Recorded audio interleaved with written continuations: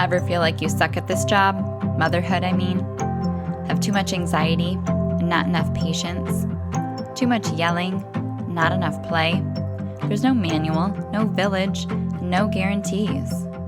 The stakes are high. We want so badly to get it right.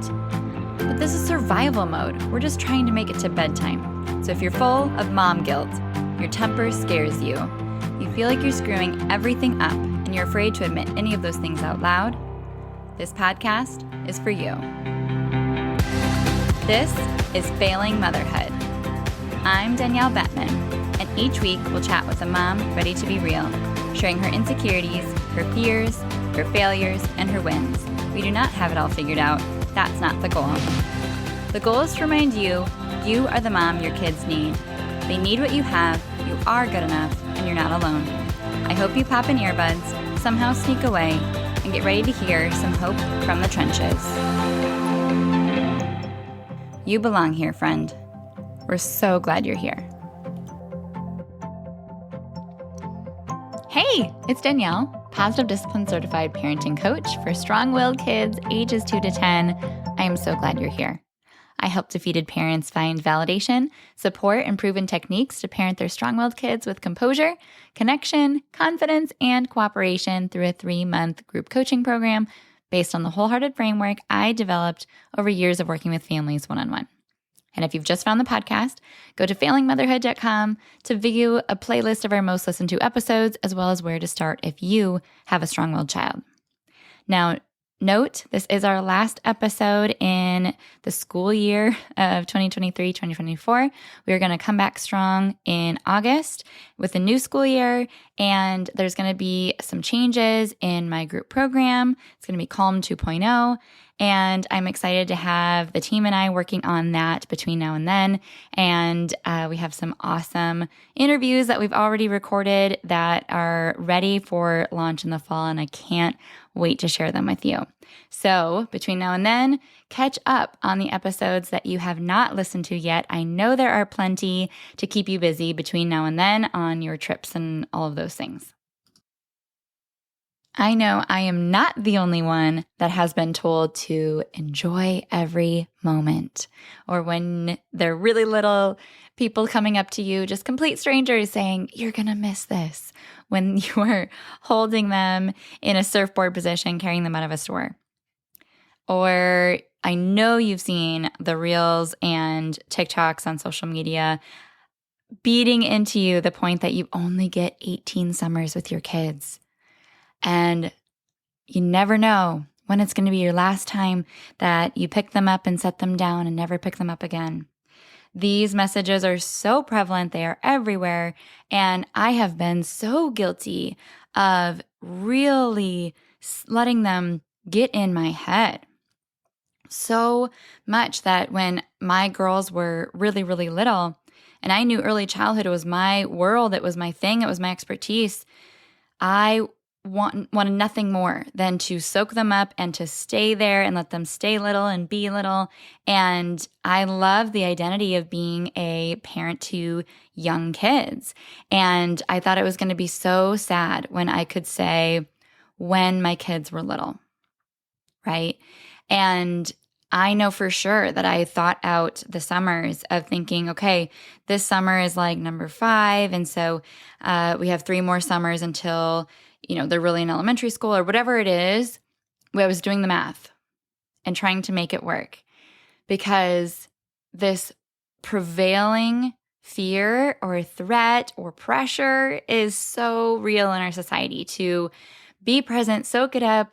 We know we're distracted, we know we're overwhelmed, and we need to be better at being patient and focused and, be in the moment with them and be in their world. And I know we're doing a pretty darn good job, right? We are not thinking about this. We can't not. We don't even have a choice. But I really wanted to speak to this in this episode. It just felt like the right topic to address before going on break, before letting the rest of the summer play out. That it also came across my newsfeed not too long ago that I saw a viral Facebook post that really brought this to my attention yet again. And I'm going to read it to you. And then I'm going to read a response that someone had commented underneath. And then I'm going to share my thoughts, okay? So the post was called There's a Last Time for Everything. There will come a time when you feed your baby for the very last time. They will fall asleep on you after a long day, and it will be the last time you ever hold your sleeping child. One day you will carry them on your hip and then set them down and never carry them that same way again. You will scrub their hair in the bath one night, and from that day on, they will want to bathe alone. They will hold your hand across the road and then never reach for it again. They will creep into your room at midnight for cuddles, and it will be the last time you ever wake to them in your bed. One afternoon, you will sing The Wheels on the Bus and do all the actions and never sing them that song again. You will read a final bedtime story and wipe your last dirty face. They will one day run to you with arms raised for the very last time. And the thing is, you won't even know it's the last time until there are no more times. And even then, it will take you a while to realize. So while you are living in these times, remember there are only so many of them. And when they are gone, you will yearn for just one more day of them, for one last time. Geez, knife, twist, all of the comments under this post. And I will tag the original writer. I don't know if even they copy posted it in the show notes in case you wanted to go. I want to make sure I credit them. But so many parents and moms were commenting underneath this post saying, oh my gosh, I'm just drowning. It's so hard. I needed this reminder, or I feel so guilty, or I love this, or, all the comments. And I read it and I could see the toxicity just raining off of it, and it felt so icky to me. But sometimes I don't always have the words to be able to put that in until I read, some more other comments and kind of find where my line is. So I found this comment from Deanna Isles, and so she wrote on June 14th. I shared this post with a friend that has young children, and I commented this to her. This is my version. She said, forever. They won't be babies, but you'll feed them. It might just be holidays, but that's acceptable after you get through the teenage years. Even as adults, they'll lay on the sofa with their head in your lap when they need to. We can't carry them anymore, but as we age, someday they might have to carry us. They'll eventually bathe their babies, and seeing that is so joyful. They'll hold your hand again. Different ages, different reasons, but they will. Coming to your room to talk and snuggle also still happens. My girls are adults now, and they and their children still like Nana Snuggles. They will sing those songs to their babies and will remember when you sang it to them. You'll help them at night with homework and read those books, keep your favorites, to your grandchildren. I have more kids' books in my house right now than I did when I was raising my 3. The nose wiping is replaced by accepting nose rings, sort of.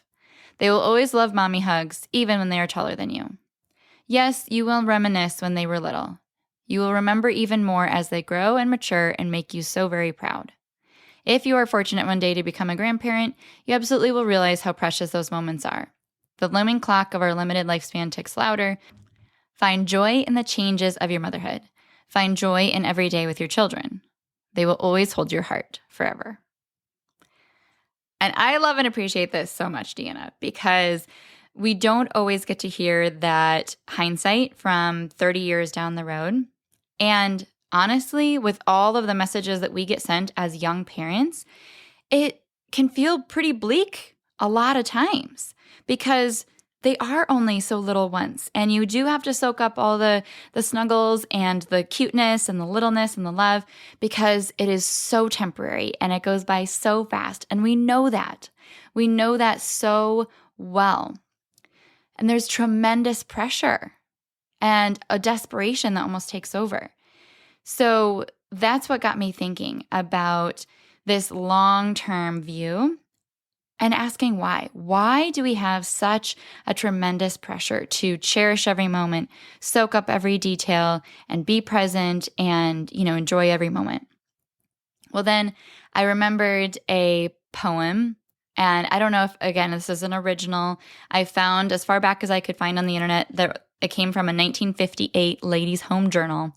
And the end of this poem said, "Oh, cleaning and scrubbing will wait till tomorrow, but children grow up as I've learned to my sorrow. So quiet down cobwebs, dust go to sleep. I'm rocking my baby, babies don't keep." And I know you've probably seen that embroidered somewhere or on Pinterest or, in a blog that you read, because somebody is telling you, don't do the dishes, don't do the laundry, just hold your baby because they are growing so fast. Hold your baby. Nothing's more important than holding your baby. And while I'm glad that we do have not as much pressure on parents to that they're spoiling them by holding them, there's still so much problematic with this whole idea. Because frankly, a lot of times the mess can't wait. The mess is an external representation of how our brain feels, and we get burnt out. We get very overstimulated by our environment, and it sucks our capacity and it sucks our patience. So there isn't a way to frankly detach from the way that impacts your life. It's a huge part of how you parent is where you're parenting, and if you have a clean bottle and all of the other things that are logistics when you are solo or not having family in town or other support or paid support, you do have to do the dishes, right? And what's even worse is when you do choose to do the dishes and feel really shitty and guilty about it, right? And at the same time, you're beating yourself up and saying that you're failing as a parent if you're not holding your baby, or when you're holding your baby, you're saying you're failing because you're so behind on housework, and thus the vicious cycle continues. Yes, they're cute. Yes, it goes by fast. Yes, it is so fleeting and there is so much to love. But the pressure doesn't help. Honestly, when I kept reflecting on this over this weekend, I really do feel like there's a bigger picture here that we can zoom out on. Why are we so obsessed with enjoying the baby and the toddler years? I really think it's because when their cuteness fades, their independence and their individuality soars. And that appreciation we have as a society for infants and toddlers wanes as children get older. Because kids ages 6 to 18, they're not as cute.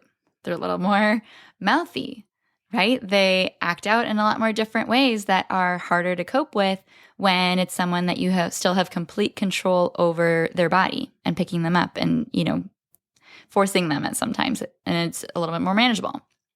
They become a little more of a force to reckon with, right? And honestly, it might be hard to admit, but some parents really love being needed. They love the dependency that their young kids have on them. They love being able to live out the fantasy that they just imagined. They can start to see their kids as an extension to themselves. Find a lot of pride in the family pictures and in all of the milestone pictures and, everything that mommy identity means about them. Because kids age 6 to 18, they don't meet those needs in the same ways. They don't have the cuteness to pull it off in the same way. They lose that quote unquote appeal. And the fantasy begins to fade. And as parenting humbles you, there's a lot to reckon with. So in my opinion, parents who come into parenting with the full expectation of cultivating a whole adult by the end, you get to enjoy each season and phase as it comes. There are treasures and pros and cons to every single age. Every single one of your kids' ages can be your favorite age. Watching your child become their own person is thrilling. It's so much fun to get to know them when you're not looking for them to be your report card or to live your dreams vicariously through them and be disappointed. So I can say now my daughters are 10 and 11. I honestly didn't think that I would enjoy these ages when they were little. When my girls were like 3 and 4, I was like, this is my jam. This is my favorite ages. I absolutely love early childhood. I love just seeing the light bulbs and their brains just exploding with all this new insight and information, how observant they can be, how just fascinated they are with nature and animals. And I get to teach them so much fundamentals about the world. And I loved it. And when I thought about fifth graders, sixth graders, I remembered student teaching, and I remembered how I didn't feel comfortable or like I could pull off teaching those ages because it just felt so foreign to me. And I was like, I don't know, I'm not gonna like parenting older kids.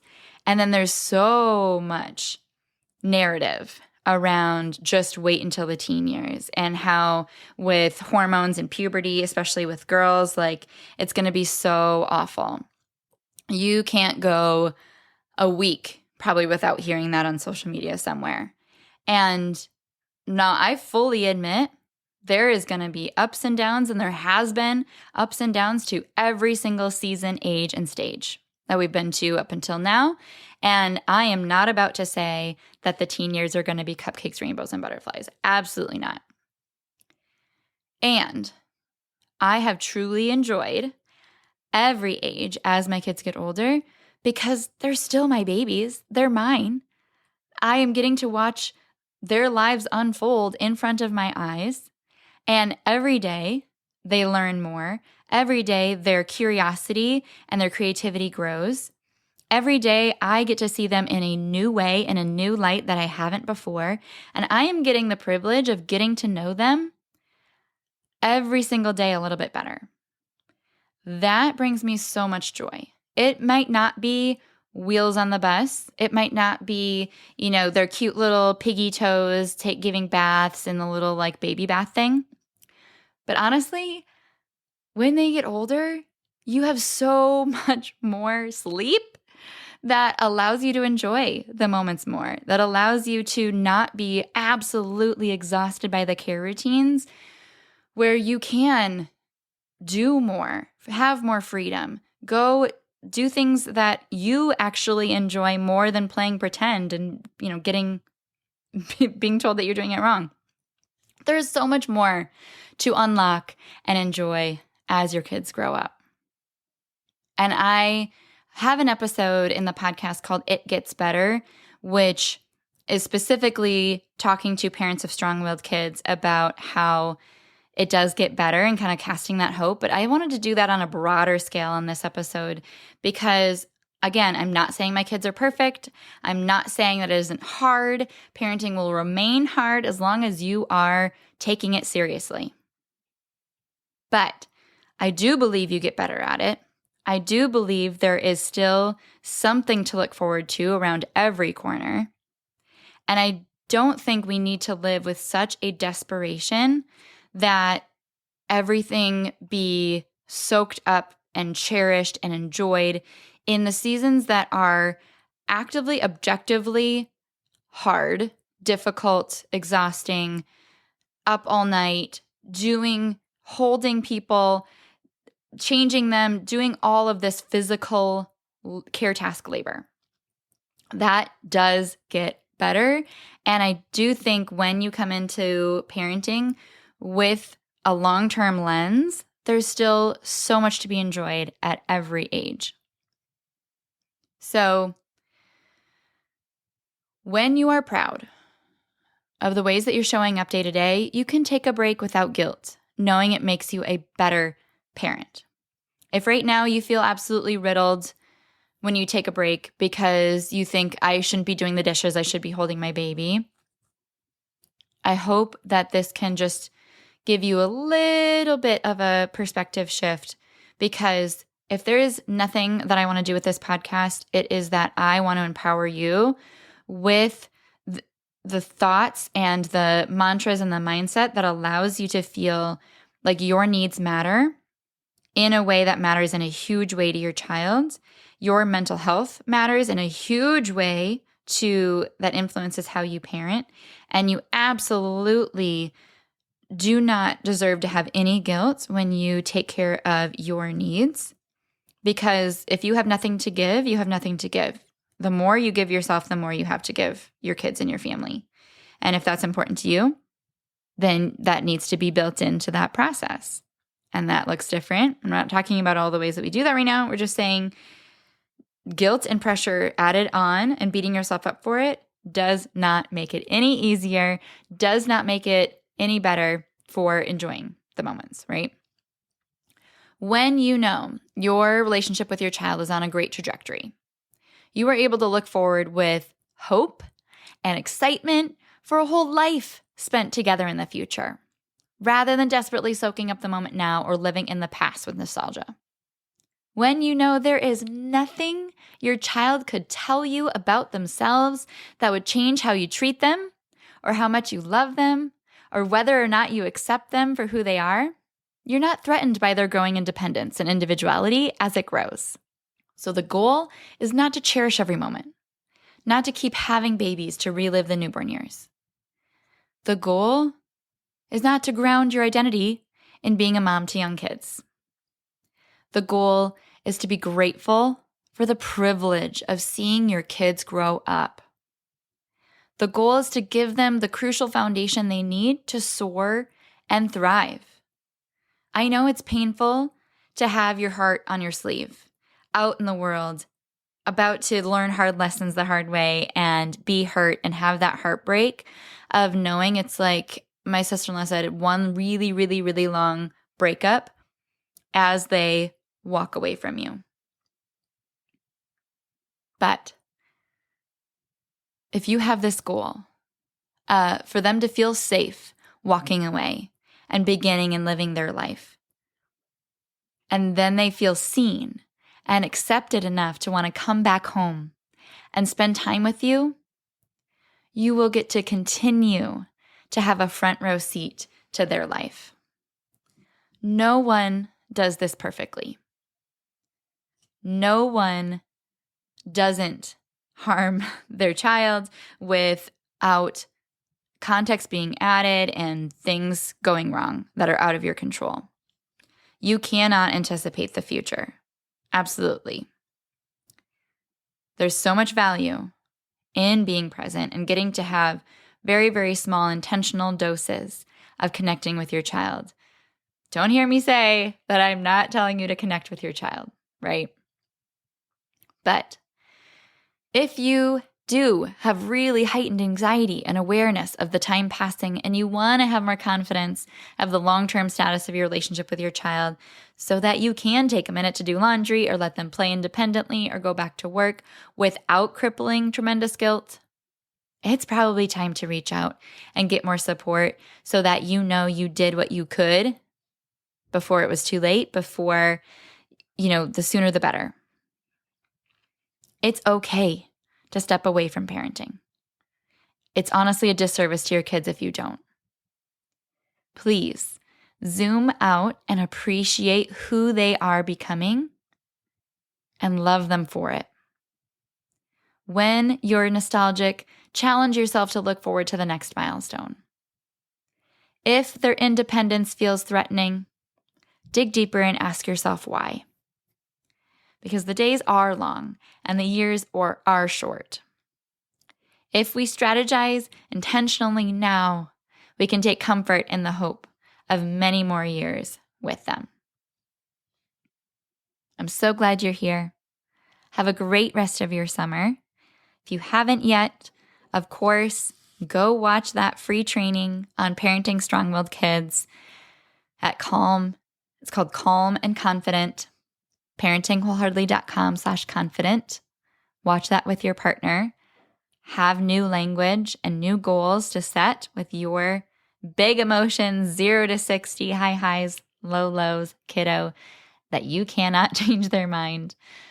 Go listen to some old episodes of Failing Motherhood and catch up between now and then, and I will see you in August. I believe in you, and I'm cheering you on. Thank you so much for tuning into this episode of Failing Motherhood. Your kids are so lucky to have you. If you loved this episode, take a screenshot right now and share it in your Instagram stories and tag me. If you're loving the podcast, Be sure that you've subscribed and leave a review so we can help more moms know that they are not alone if they feel like they're failing motherhood on a daily basis. And if you're ready to transform your relationship with your strong-willed child and invest in the support you need to make it happen, schedule your free consultation using the link in the show notes. I can't wait to meet you. Thanks for coming on this journey with me. I believe in you, and I'm cheering you on.